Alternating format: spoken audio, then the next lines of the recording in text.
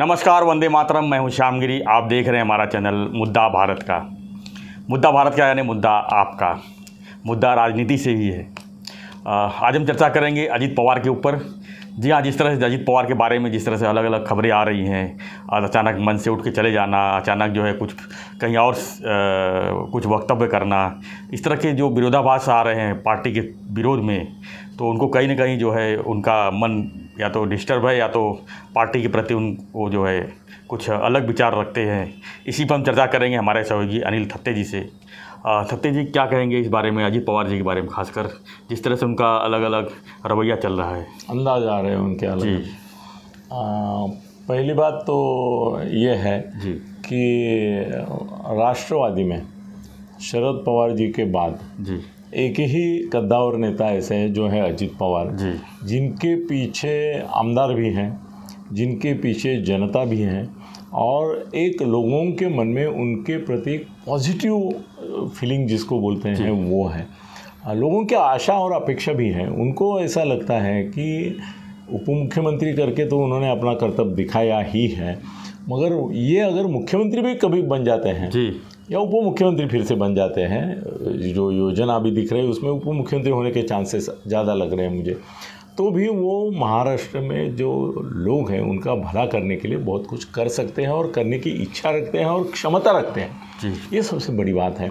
Sir, आज वो विरोधी पक्ष नेता हैं, फिर भी जब वो मंत्री थे तब उनका जो दिनक्रम रहता था वही दिनक्रम के ऊपर वो चल रहे हैं। सुबह 6 बजे, आज ही सुबह मैं उनका प्रोग्राम देख रहा था, 6 बजे एक प्रोजेक्ट के ऊपर गए वो, और उन्होंने उसका सर्वे लिया, ये लिया, वो लिया, सुपरविजन किया, क्या हो रहा है, क्या नहीं हो रहा है, क्या होना चाहिए, इसकी जानकारी ली। सर, महाराष्ट्र में ऐसा कोई दूसरा नेता नहीं है कि जो सुबह 6 बजे उठकर काम पे लग जाए और रात 12-1 बजे तक काम करता रहे लोगों के लिए। अभी ऐसा है कि उनकी ये जो ताकत है वो राष्ट्रवादी ने हमेशा वेस्ट की है। अभी कैसे है ना, मैं उनकी तुलना एकनाथ जी शिंदे से क्यों कर रहा हूँ जी, क्योंकि एकनाथ जी शिंदे भी, मेरी मालूमात है, ऐसी कोई अंदाज या दूसरे से कही हुई जानकारी नहीं है, मेरी खुद बातें होती रहती थी एकनाथ जी से। हमारे थाना की ही है, वो तो पड़ोसी है, हमारी बातें चर्चा गप्पा हमेशा होते रहते थे और मिलते रहते थे हम। तो मैंने देखा कि बराबर 1 साल से वो जो उन्होंने बगावत की, एक उठाव बोलते हैं उन्होंने किया, उसकी वो तैयारी में लगे हुए थे। 1 साल से लगे हुए थे। वो आमदारों से 1 to 1 में बात करते थे, और मेरे को खासियत एकनाथ शिंदे साहब की ये लगी कि इतने 40 लोगों के पास वो पहुँचे, सबको साथ में लिया, सब का हाथ में लिया, फिर भी उद्धव को इतनी झलक नहीं लगी कि इतने लोग गए हैं। अजीत दादा के बारे में भी मैं जो सुन रहा हूँ, अजीत दादा की मेरे आमने सामने कोई बातचीत होती नहीं है, ना हुई है। मतलब फॉर्मल एक किसी दोस्त के साथ गया था तो मिला था, मगर ऐसी जो घनिष्ठता एकनाथ जी के साथ है उसका कोई ये नहीं है। मगर उनके कोई दोस्त हैं जिनको मैं जानता हूँ, वो उनके बारे में हमेशा बताते रहते हैं। तो ऐसा है कि अभी अजीत दादा भी एकनाथ शिंदे जी को फॉलो कर रहे हैं, वो आमदारों के साथ बातें कर रहे हैं, वो बहुत सावधान है, क्योंकि कैसे उद्धव जैसा एक क्या बोलेंगे,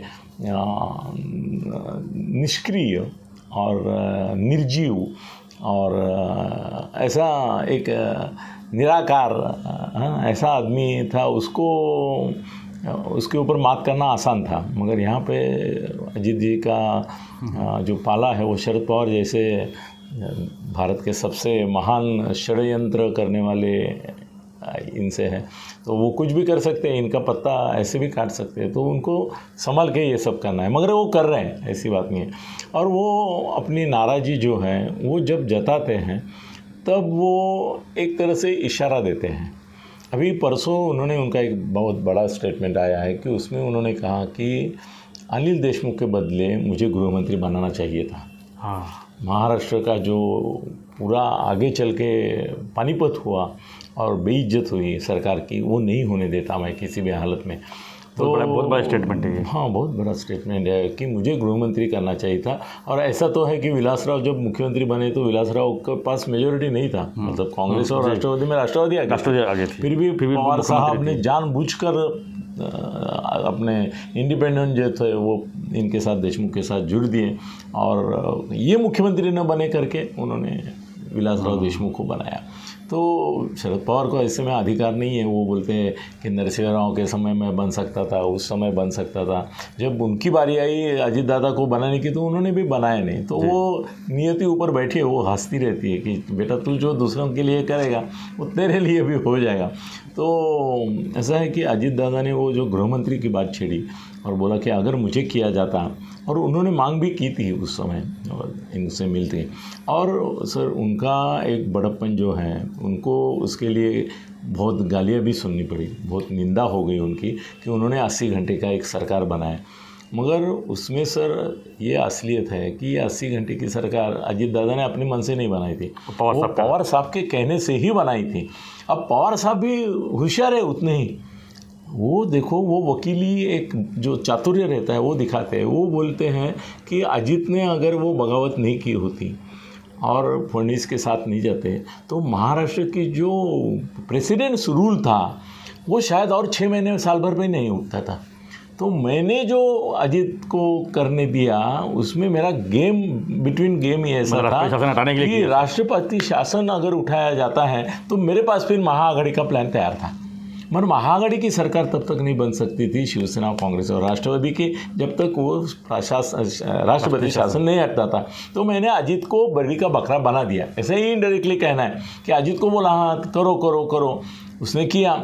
ये आनंदित हो गए। बीजेपी वालों को ध्यान में नहीं आया कि ये इसके पीछे कोई राज है इनका, और राष्ट्रपति शासन उठा लिया। जैसे ही राष्ट्रपति शासन उठा लिया इन्होंने सरकार वो गिरेगी ऐसा माहौल पैदा किया।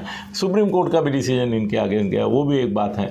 मगर फडणवीस को भी झलक नहीं लगी कि इनका राष्ट्रपति शासन हटाने का इसके पीछे बात है, और उन्होंने महाआघाड़ी का ये जो नियोजन है वो ऑलरेडी कर चुके हैं।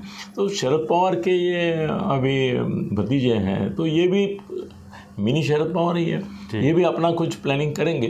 तो मुझे ऐसा लगता है कि अभी 1 साल भर के अंदर शिंदे ने जिस तरह से एक अंदर से मजबूत अपना जाल बिछाया और आमदारों का ये किया, उस तरह से ये भी करेंगे। और तब तक शायद और भी कुछ घटनाएं ऐसी घटने की संभावना है। ऊपर वाला बैठे के क्या सोचता है और क्या करता है उसके बारे में हम कुछ नहीं बोल सकते, और नहीं भी बोलना चाहिए कि उसके ऊपर ही छोड़ देना चाहिए, नियति के ऊपर। तो हो सकता है, मगर दादा का दिल अभी उब गया है। दादा के दिल नहीं, इसमें मन नहीं, मन से दिल से तन से, वो तन से है मगर दिल से मन से राष्ट्रवादी के साथ नहीं है। और उनके जो चाहने वाले हैं वो भी नहीं है। और सुप्रिया सुळे जो है वो वैसे भी एक अच्छी लड़की है मगर अकेली है, उसको पवार साहब के आशीर्वाद के बिना उसके साथ कुछ नहीं है। और आम जनता में अजीत दादा के प्रति बहुत एक आशा है, अपेक्षा है। और बीजेपी के फडणवीस साहब ऑलरेडी उनके साथ एक बार एक्सेप्ट कर चुके हैं रोल उनका जी, उप मुख्यमंत्री का। तो आगे चल के अजीत दादा अगर कोई एक नया पैतरा लेते हैं तो फडणवीस बोलेंगे ठीक है, हमारी ताकत उतनी बढ़ेगी ना, फिर 3 पार्टियों की सरकार बनेगी, राष्ट्रवादी 2, शिवसेना 2 और बीजेपी 1 मतलब कि वो अखंड है। महाराष्ट्र में बड़ा घमासान देखने को आगे घमासान देखेगा। और 3 पार्टियों की सरकार महाआघाड़ी की थी, ये महायुति की बनेगी। और शिंदे साहब का टूटना जैसे तय था, 1 साल से मैं बोल रहा था तो लोग विश्वास नहीं कर रहे थे। और संजय तो बार बार उद्धव को भी बोल रहा था कि ये जाने वाले हैं, तो बोलता था उसके साथ कहाँ आमदार है। आज अजीत दादा के बारे में भी पवार साहब शायद यही बोलेंगे उसके पास है कौन, मगर जो है ना वो चुप बैठे हैं, वो समय आने पर ही खुल के निकलेंगे। और कैसे है ना कि सुप्रिया के साथ रहने वाले एक 3-4 लोग मुझे दिख रहे हैं कि वो जो उनको नहीं छोड़ेंगे, बाकी सबका कोई भरोसा नहीं है। क्योंकि राष्ट्रवादी के जो ज़्यादातर आमदार चुन के आए हैं वो अपने बलबूते पर आए हैं जी, कांग्रेस के जैसे अपने बलबूते पर। ये भी वहाँ के सत्रप है, वहाँ के वो राजा है अपने अपने मतदार संघ के, तो उनको यहाँ से वहाँ जाना कोई दिक्कत नहीं होगी। मेरा प्रेडिक्शन है कि 2023 में और एकनाथ शिंदे पैदा होंगे और वो होंगे अजीत दादा पवार। और बीजेपी के सामने और एक मुसीबत ऐसी होगी कि अगले चुनाव 2024 के हैं, उसमें उनको एक राष्ट्रवादी का टुकड़ा, एक शिवसेना का टुकड़ा और एक अपना पूरा ये तीनों के साथ मिलकर आघाड़ी बने। मगर महाआघाड़ी अगर कांग्रेस, राष्ट्रवादी और शिवसेना ठाकरे गठ की बन सकती है तो इनकी क्यों नहीं बनेगी?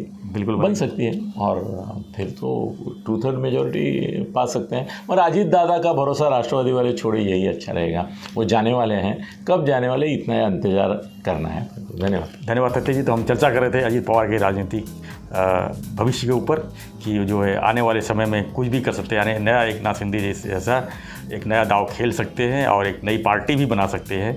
इसी विषय पर हम चर्चा कर रहे थे। और मेरा एक अधूरा मुद्दा पूरा कर दिया कि वो राष्ट्रवादी की अलग पार्टी बनाएंगे, उसका नाम राष्ट्रवादी और कुछ रखेंगे। धन्यवाद सत्य जी। तो हम इसी विषय पर चर्चा कर रहे थे और देखने आने वाले समय में 2024 तक और क्या क्या देखने को मिलेगा हम आपको आगे आगाह करते रहेंगे। तो आपको हमारा वीडियो कैसा लगा हमें जरूर कमेंट बॉक्स पे लिखिए। वीडियो पसंद आए तो लाइक शेयर सब्सक्राइब करना ना भूलें।